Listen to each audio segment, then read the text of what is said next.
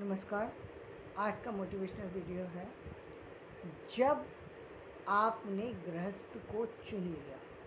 जीवन आपको दो तरह के मौके देता है। जब आप युवा होते हैं, जीवन आपको दो तरह के मौके देता है, एक सन्यासी बनने के लिए और एक गृहस्थ जीवन को अपनाने के लिए। आप स्वतंत्र हैं। स्टडी जिस तरीके से आप करने के बाद अपने लिए काम चुनने के लिए, अपने लिए कौन सा जॉब करना है, उसके लिए आप स्वतंत्र हैं। स्वतंत्र होकर के यदि आप जॉब को चुनेंगे तो ज़्यादा अच्छे से चुन पाएंगे, ज़्यादा अच्छे से कर पाएंगे। अपने बारे में आप यदि सही से नहीं जानते तो दूसरे की राय ले सकते हैं। दूसरे कौन? किसी काउंसलर वगैरह की राय ले सकते हैं। तो ऐसे व्यक्ति की राय मत लीजिएगा जो आपको नुकसान पहुंचा दे। आप उनकी राय लीजिए जो प्रोफेशनल हैं, जिनका आपसे कोई लेना देना नहीं है। वो आपको सही राय देंगे, तो वो आप राय ले सकते हैं। तो या तो आप सन्यासी हैं या फिर आप गृहस्थ धर्म जाए। यदि आपने गृहस्थ को चुन लिया तो अब उससे भागना कैसे? अब आप व्यर्थ की बातों को सोच रहे हैं। यानी आप अब व्यर्थ की बातें क्या सोच रहे हैं? अब आपको सांसारिक चीज़ें अच्छी नहीं लगती। अब आपको पैसा अच्छा नहीं लगता। अब आपको घर नहीं चाहिए। अब आपको मकान नहीं चाहिए। सादा जीवन चाहिए। सोशल सर्विस करनी है। आ, तो ये कैसी अजीब बात हो गई। यानी आपको सोशल सर्विस करनी है। यदि आपको किसी चीज़ में कोई रुचि नहीं है तो आपको अपने पार्टनर से निश्चित रूप से पूछना चाहिए कि क्या वो भी ऐसा ही है या वो भी ऐसी ही है जो आपके साथ इस तरह से चलने के लिए तैयार है। क्या उसको सांसारिक चीज़ों से मोह है या नहीं है? क्या वो चाहता है कि माया से जुड़े? और निश्चित रूप से सच को यदि हम स्वीकार करें तो निश्चित रूप से एक व्यक्ति को जीवन में माया से जुड़ना ही पड़ेगा। यदि गृहस्थ को चुन लिया तो ये सारी संसार की जो माया है इससे जुड़ना पड़ेगा। वो अनिवार्य है आपके लिए, क्योंकि आप यदि इस माया को जानेंगे तभी आप इसमें आगे बढ़ पाएंगे। क्योंकि यहाँ पर बहुत सारी चीज़ें माया से ही जुड़ी हैं। ये संसार में ये सबसे पहली माया से जुड़ने वाली चीज़ धन। तो बिना धन के कुछ नहीं हो सकता। आप कह रहे हैं कि नहीं मुझे कुछ चाहिए नहीं, मैं मेरे लिए बस इतना मिल जाए कि मेरा जीवन चल सके, मैं सिर्फ आराम से। अरे आप अपने लिए आराम से रहना चाहते हैं?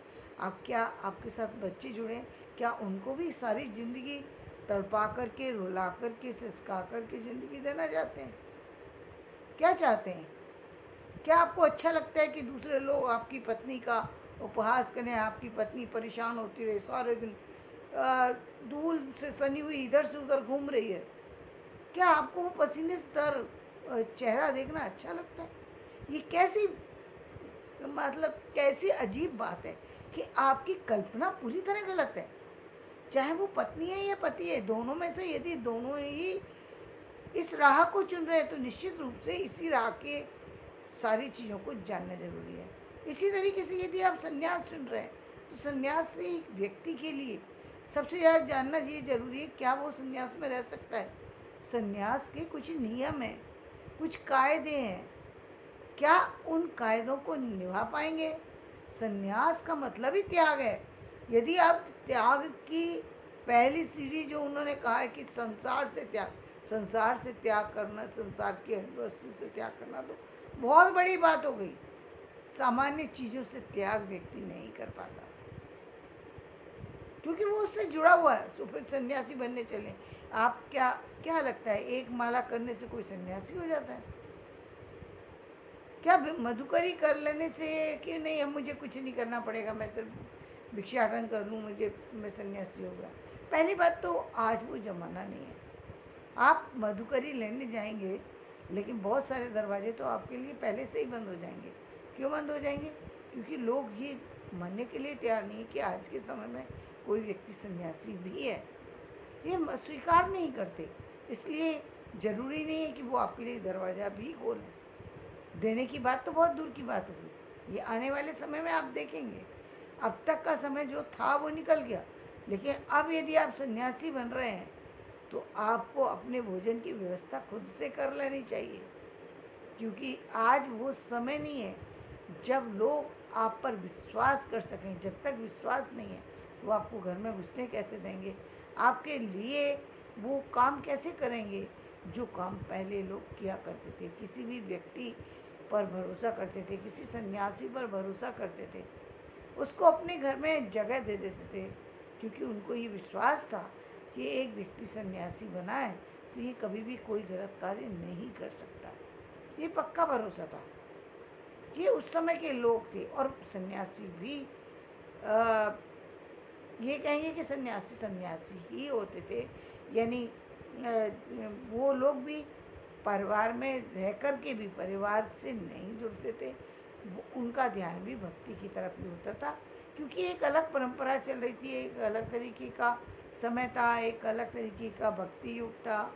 लोगों का समाज से कट गए थे, समाज की परेशानियों को देखकर समाज से थक हार करके लोग सन्यास की तरफ मुड़े थे।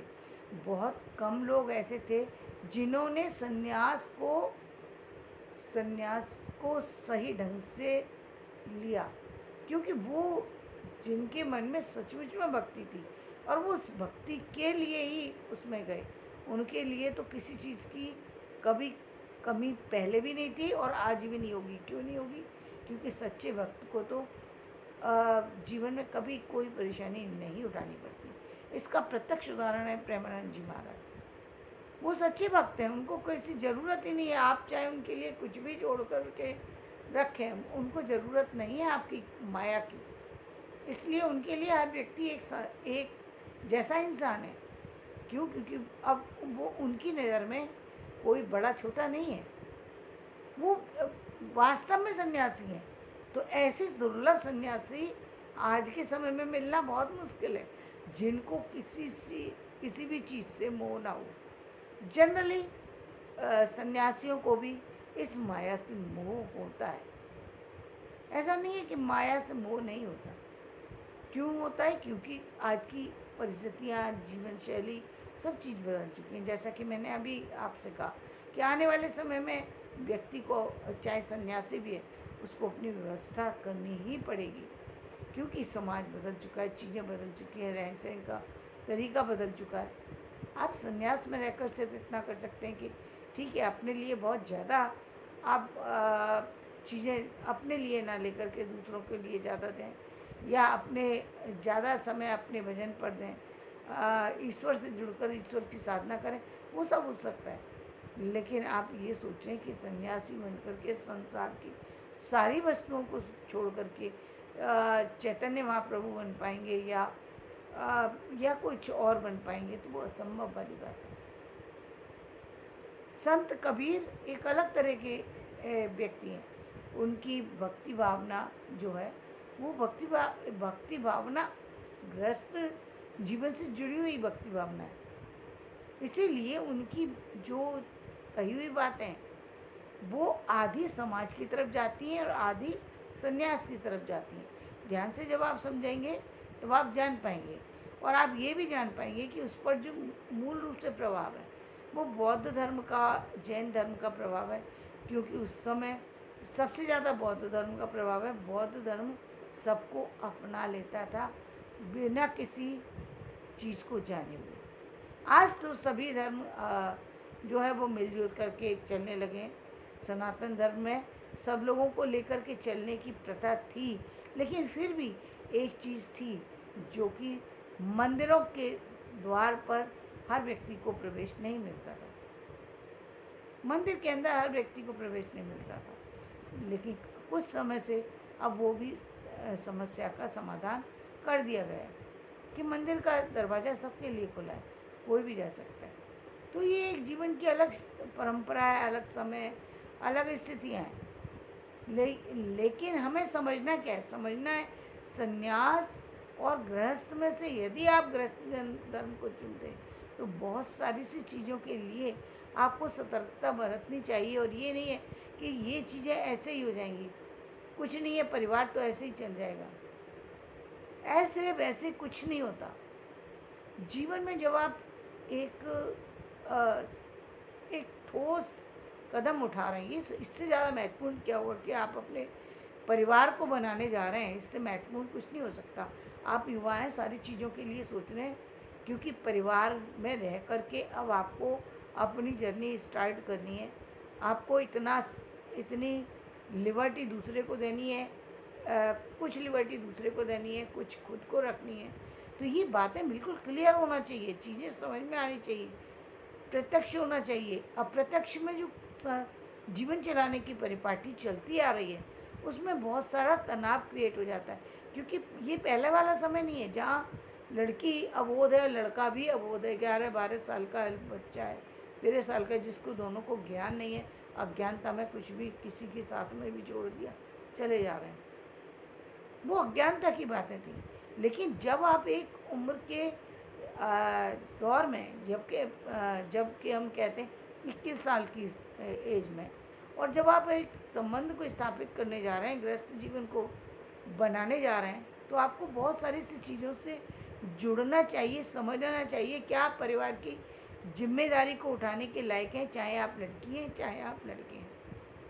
क्योंकि बहुत सारी सी चीज़ें ऐसी होती हैं जहाँ पर बहुत सारा आपको समय भी देना पड़ेगा, अपने अपने विशेष काम को छोड़ करके भी।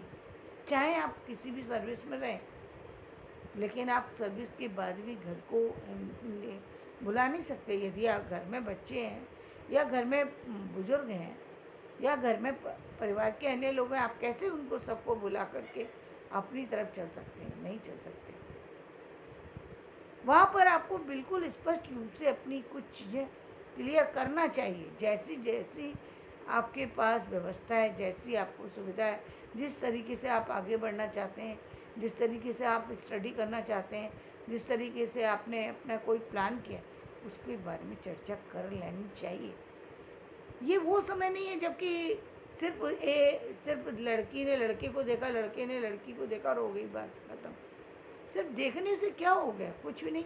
आपको कुछ पता नहीं, उसको कुछ पता नहीं, मालूम पड़ा कि दोनों ही गलती पे गलती करते चले जा रहे हैं, बाद में कंप्रोमाइज़ कर लिए। ये कैसा कंप्रोमाइज़ है?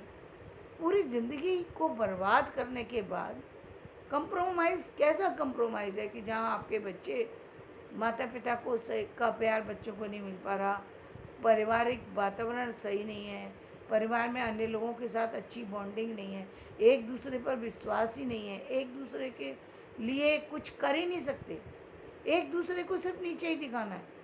ये कैसा परिवार है? यदि यही सब करना है तो परिवार में जुड़ने की ज़रूरत ही नहीं है। अकेले अकेले चलना शुरू करो।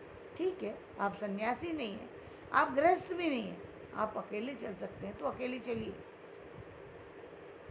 आपको जीवन में अकेले चलना पड़ेगा। यदि आप ये चाहते हैं कि सिर्फ आप जीवन में कुछ करना चाहते हैं, कुछ करने के लिए आप कदम उठाना चाहते हैं, तो निश्चित रूप से आप